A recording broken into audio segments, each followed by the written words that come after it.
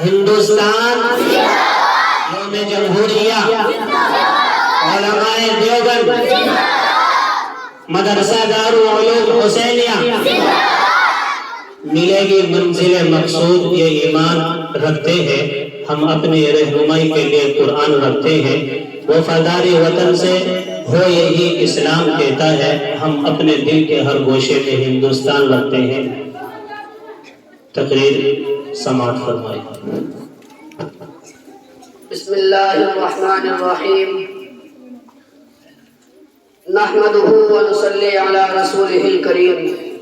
اما بعد قال النبي صلى الله عليه وسلم حب الوطن من الایمان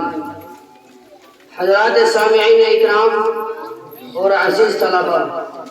سالہ گزشتہ کی طرح ایک بار پھر یوم جمہوریہ ہمارے سامنے جلوہ نما ہے اور ہم اس کی خوشیاں اور سالگرہ منانے میں مگن ہیں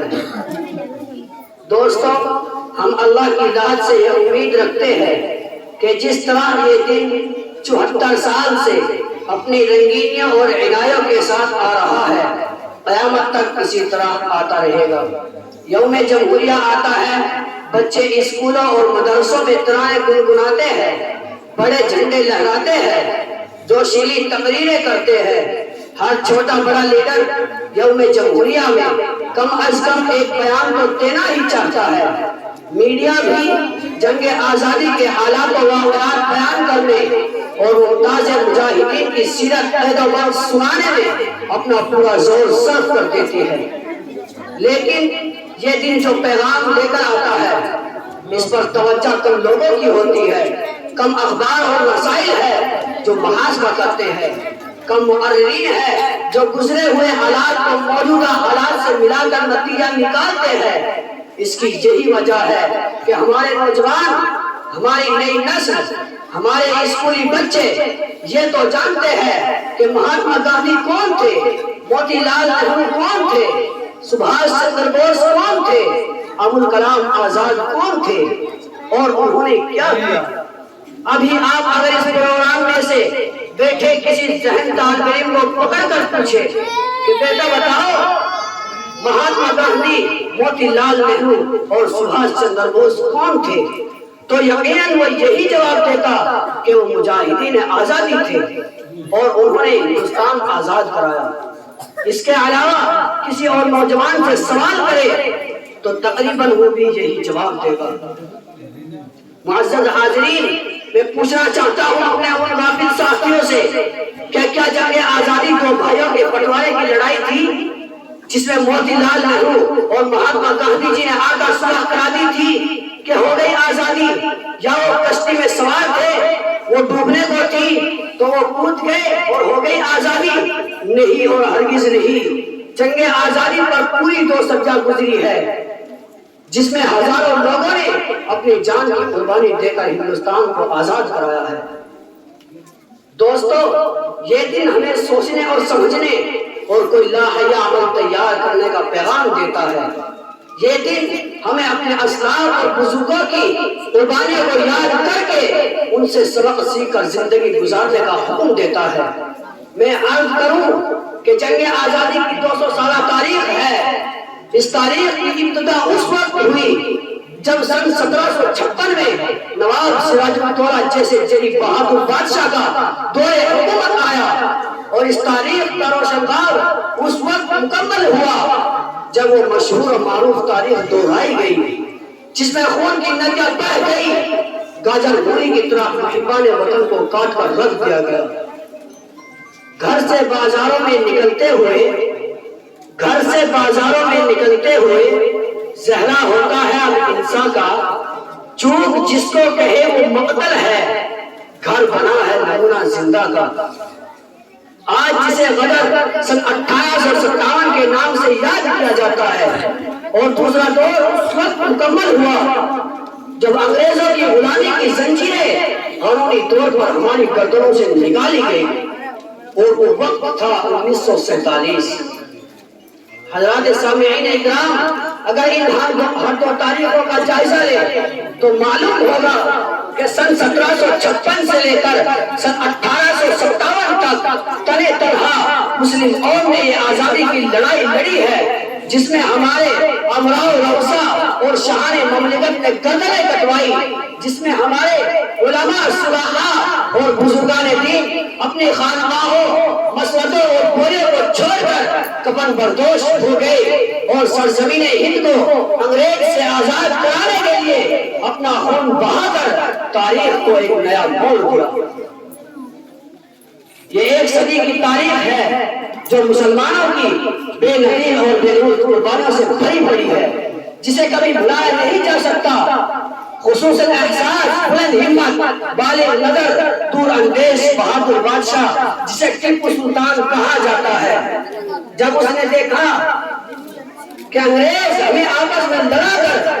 آندھی طوفان کی طرح سرزمین ہند کو روندتا ہوا قبضہ کرتے ہوئے چلے جا رہے ہیں، تو اس نے سوچا اگر کوئی منظم طاقت اس کے مقابلے میں نہ آ سکی، اگر اس کے بڑھتے ہوئے سیلاب کو نہ روکا گیا، تو وہ دن قریب ہے جب پورا ملک اس کی جھولی میں ہوگا۔ چنانچہ ٹیپو سلطان نے منظم طور پر انگریزوں سے مار کا آرائی شروع کر دی۔ انگریزوں کو بھی یہ احساس ہو چلا تھا کہ ٹیپو سلطان ایک ایسی چٹان ہے جسے راستے سے ہٹایا جانا ضروری ہے، اگر سلطان زندہ رہ گیا تو ہم اپنے ناپاک ارادوں میں کبھی کامیاب نہیں ہو سکتے۔ چنانچہ ٹیپو سلطان نے کسی بھی حال میں انگریز کے سامنے گھٹنے نہیں دے کے اپنے شجاعت اور بصارت، دلیری میں بہادری کے بل بوتے پر لڑتا رہا۔ اس کا یہ قول مشہور ہو گیا کہ گیدڑ کی 100 سالہ زندگی سے شیر کے دن کی زندگی بہتر ہے۔ محبان وطن کو کاٹ کر رکھ دیا گیا۔ شیر اچھا ہے جسے مہلت ایک روز ملی، شیر اچھا ہے جسے مہلت ایک روز ملی، یا وہ گیدڑ جسے بخشی گئی 100 سالہ خلوت۔ اپنوں کی غداری اور جنوب ہند کے امرائے کے انگریز کی چاپلوسی کی وجہ سے یہ مجاہد سن 1799 کو سرنگا پٹنم کے معرکے میں شہید ہو کر کاروان حریت کو ایک نقوش راہ دے گیا۔ اس کی نعش پر کھڑے ہو کر جنرل ہارس نے کہا تھا کہ آج سے ہندوستان ہمارا ہے۔ سامعین اکرام، اس کے بعد کوئی طاقت ایسی نہیں رہ گئی تھی جو انگریز کا مقابلہ کر سکے۔ مغل بادشاہ صرف لال قلعے کے حکمران رہ گئے تھے اور یہ نعرہ بلند ہونے لگا، حکومت شاہ عالم از دہلی کا پالی۔ اور ملک کے بادشاہ سلامت کا حکم کبھی بہادر کا، اور پھر ملک میں بے چینی پھیلنی شروع ہو گئی۔ اختلاس وطن کی توڑ پھوڑ تزدر ہوئی۔ سن 1857 عظیم بغاوت سے پہلے شاہ ولی اللہ معدل دہلوی کے بڑے بیٹے نے شاہ عبدالعزیز نے انگریزوں کے خلاف جہاد کا مشہور فتویٰ دیا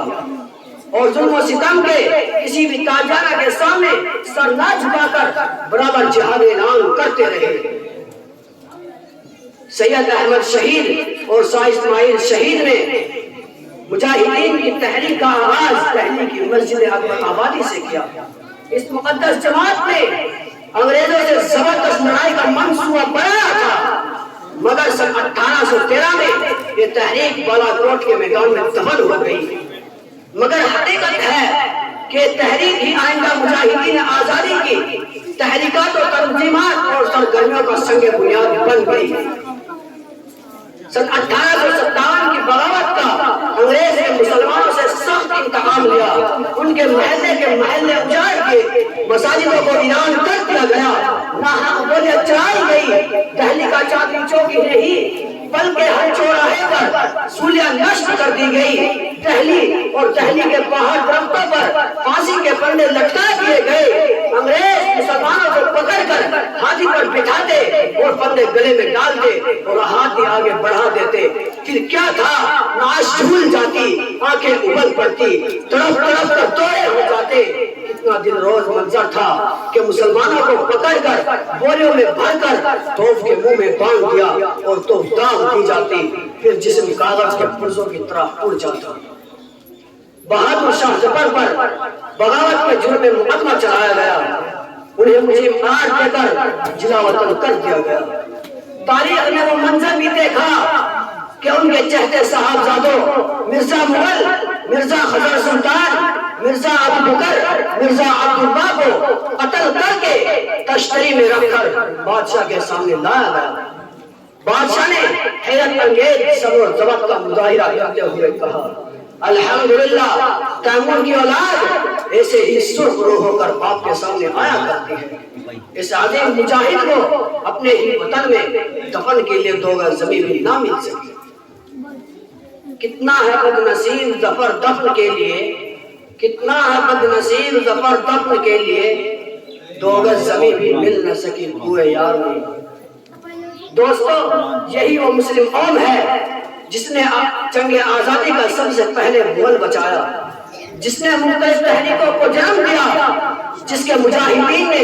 ہند و بیرون ہند میں ناقابل فراموش توڑ دھوپ کی ہے۔ یہی وہ مسلم قوم ہے جس نے ان سے نفرت کی، ان کے ملبوسات کو ٹونک لے رون ڈالا۔ ہمارے بزرگوں کی مخالفت کا نتیجہ تھا کہ ملک آزاد ہوا۔ شیخ الہند سے اگر کوئی انگریز ہاتھ ملاتا تو اس وقت تک کوئی چیز نہ چھوٹے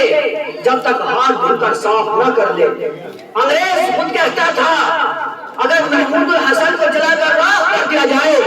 اور اس کی راکھ کو سونگا جائے تو اس کی راکھ سے بھی انگریزی سامراج کے خلاف بو آئے گی۔ انہیں مالدہ کے زندہ خانوں میں وہ دردناک سزائیں تھی کہ ان کے بیان سے بدل نظرتا ہے، آنکھیں رو پڑتی ہے۔ شیخ الہند کے انتقال کے بعد جب انہیں غسل کے لیے تخت پر لٹایا گیا تو دیکھنے والے حیرت زدہ تھے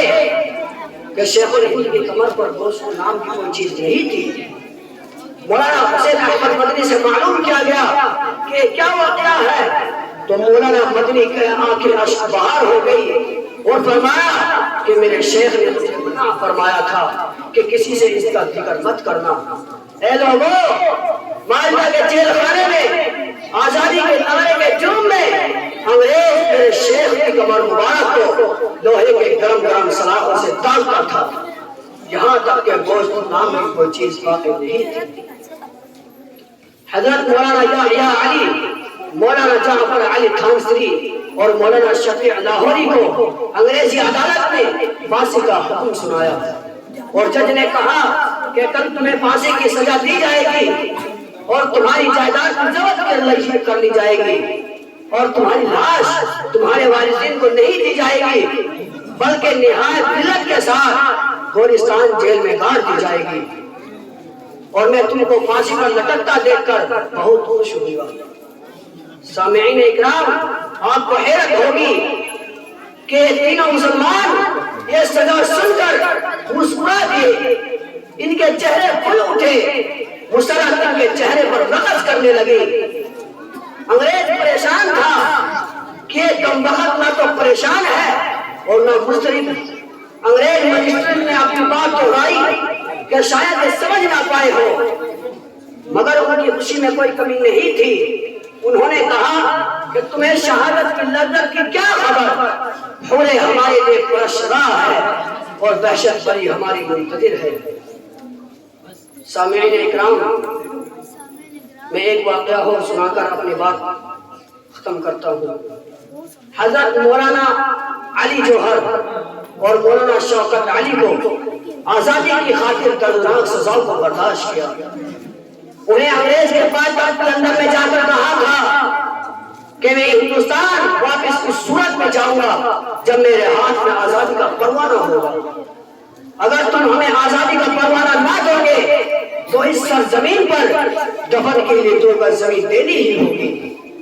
کئی بار انہیں جیل کی سلاخوں کے پیچھے ڈالا گیا۔ ایک مرتبہ وہ جیل میں تھے، ان کی بیٹی آمنہ بیمار اور لاغر کمزور ہو گئی،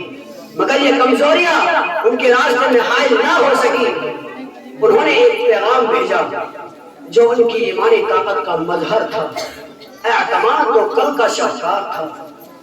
میں ہوں مجبور پر اللہ تو مجبور نہیں، میں ہوں مجبور پر اللہ تو مجبور نہیں، تجھ سے میں دور صحیح مگر وہ تو دور نہیں، تو مردوں کو جلا سکتا ہے، قرآن نے کہا تخرج الحی من المیت، مجبور نہیں۔ وآخر دعوانا ان الحمد لله رب العالمين.